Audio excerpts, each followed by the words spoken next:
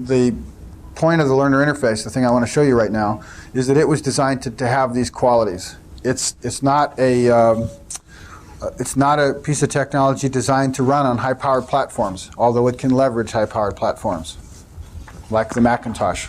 In fact, its favorite tool, arguably, is the Macintosh, but it's not restricted to that. The system that creates the content, the games, the materials is on a Macintosh. But our intention is to make the way that children relate to information as quickly as possible, universally this way. So that is to say, this is the way television sets ought to operate. This is the way we want CDI systems to operate. There's CD-ROM interactive things that are coming. The consumer information appliances that are coming. What kind of a relationship? I go back to that pen that I gave the child right? Saying, what kind of a relationship can a child have with this technology? This is where this comes from. So our idea then is to develop a piece of technology that, like the Macintosh, for those that have used it, has a leverageable interface. Once you get used to the idea of the desktop, there's certain things that once you use them in any application, they're applicable thereafter. We said, what is there about learning that we could say the same thing about? Not in terms of the content, but what qualities of the design of the interface could reflect different qualities of needs that learners have. So we designed this whole system not around the MS-DOS machine or the Macintosh or any computer that ever existed. We started from scratch and said, what would an interface look like if its entire purpose was to meet somebody on the edge of those needs and help the other side learn what they were, so as to bring about this kind of relationship we've been describing. Now, ultimately, there's going to be, over the next few years, a flood of electronic book devices hit the market. Electronic books are going to be like tablets, things that you hold in your hand and throw in your knapsack. They're going to take a while before they drop to the price that every one of us have got one, but they're going to get there. And so, in one respect, this interface was designed around that metaphor. So that, like, this is my thumb, right? These different buttons. And from this button, these small amount of buttons, I can control the universe. What I'm going to do is that rather than trying to explain this in detail, I'm going to try to give you a sense of what a learner might feel like flying through or using this thing, and then summarize it. And in order to get out of here at noon, I'm going to have to be pretty brief. And maybe we can talk some more just as we break up or at lunchtime about how all this sews together. So this is the learner interface, tablet version.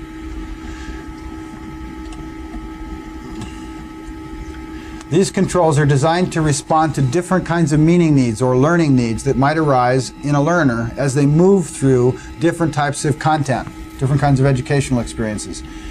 This mode deals with where they go when they have an elemental meaning need. In other words, they've encountered some piece part, a word, term, phrase, an object, a particular part of a picture or sound or movie, a piece part need. I need more about some thing, some smaller component.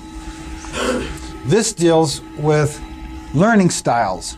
I don't have a problem with the little piece parts. I got the words, but I don't get what they all mean. Help me see this differently. Help me have a different representation, a different way to see or learn about this. This deals with nonlinear navigation. In other words, jumping instead of like turning a page from one thing to another thing, jumping around the universe, as it were. This is a compass, which allows them to set the compass settings of this interface so that it will move through information and start to tune what information is being presented to match what their preferences are.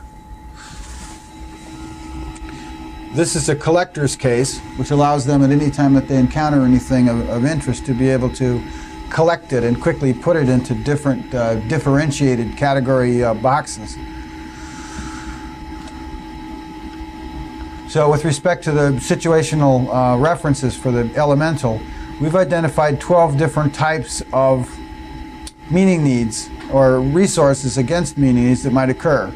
Dictionary for something that's quick and concise, thesaurus, author's notes, biographical information, etymological information, quotes, citations, bibliographic information, speech, voice or music, alternative languages, encyclopedias, images, animations, video, other.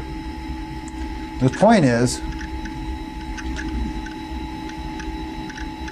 This is the learner interface running some 5th grade earth science textbook material in it.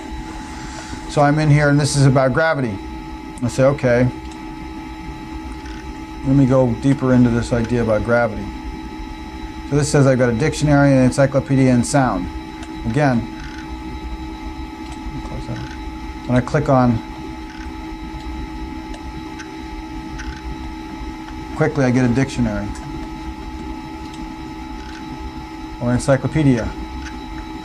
Now even though that fired up pretty quickly, there was quite a bit of information in there.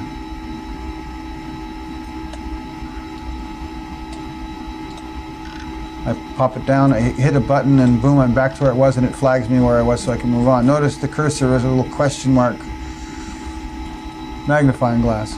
So I'm reading along in here, and I'm interested in planets' gravitational.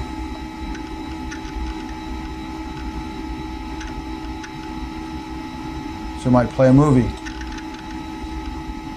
Or I may come through here and say, wait a minute, you know, this is all good, but I really don't like it this way. Tell me it's some other way. So I could jump down and say, let me have something more grounded, like down on the ground, practical stuff. I really want to understand the pieces involved here, the kind of puzzle, the science, the undercarriage of this. I don't want to just be informed, I want to understand. Or take me for a ride. Take me into some kind of story or metaphor, or something more artistic that will help me access this. So I may be in a hurry and say, just give me the key points, please.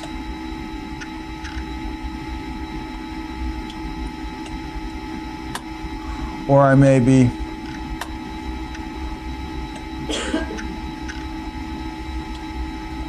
wanting to launch something like an external simulator of gravity.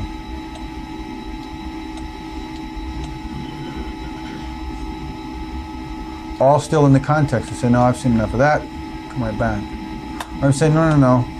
I really want something more conductive. Something that'll help take me for a ride. Let me look at this from the point of view of the people. So Galileo, Aristotle, Newton, Einstein. Notice how these things change to reflect what's actually available. Real fast. There's no delay here. Whether this was running on a Nintendo machine or a high-powered platform, this aspect of being immediately able to see what's available to support you at any level like this would occur. And that's based on new technical conventions and designs. So let's look at the biography of Einstein.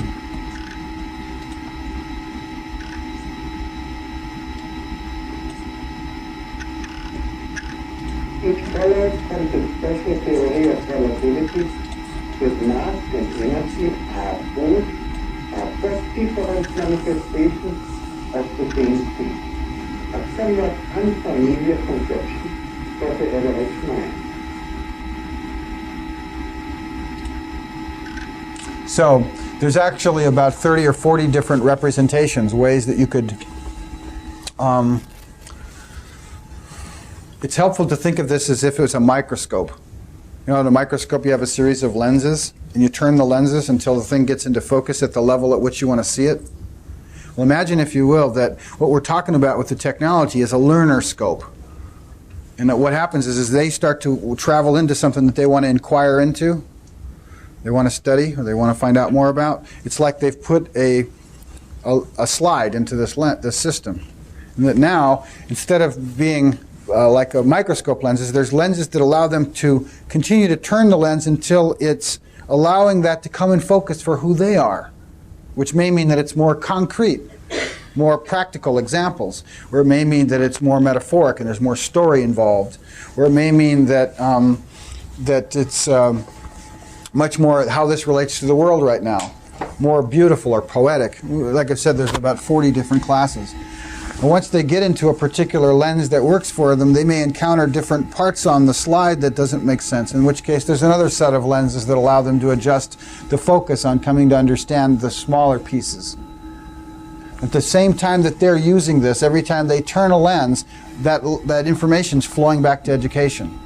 So education's starting to be able to see, well, geez, this is the kind of things that learners are looking at whenever they're looking at this slide.